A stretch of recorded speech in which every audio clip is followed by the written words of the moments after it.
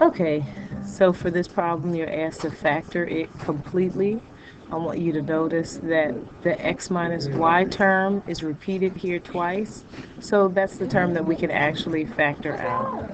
So we're going to begin by factoring out the x minus y. And remember that you know which you look at the exponents to help you figure out x minus y to the what. So this is x minus y to the fourth power and x minus y to the second. So what it has in common is the one with the smaller exponent. So that's x minus y to the second power. And what do you multiply x minus y to the second power by in order to get x minus y to the fourth power? It's x minus y to the second power. So I multiply these two together, I get x minus y to the fourth power minus 16 because x minus y quantity squared. If I multiply it by 16, I'll get this term up here. So now this is partially factored. When I look at this next term, I notice that I also have the difference of squares again. The first term here is a perfect square, and the second term here is also a perfect square. So I can use the difference of squares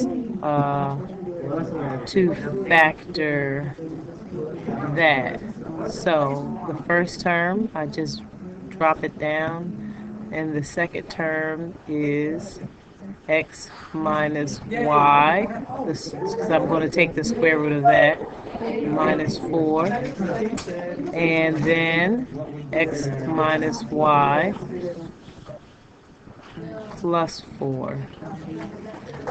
So again, where did these terms come from? The first thing I noticed was that I had a common factor between these two terms, and that common factor was x minus y quantity squared.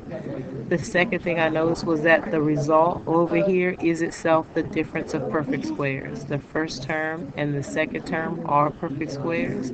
So to factor that, you just take the square root of each one.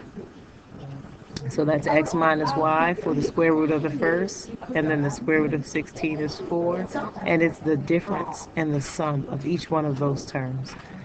And then I could just simplify for there, so it's just one last step. Can't simplify this anymore.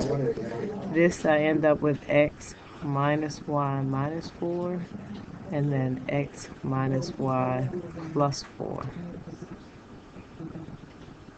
And that's it.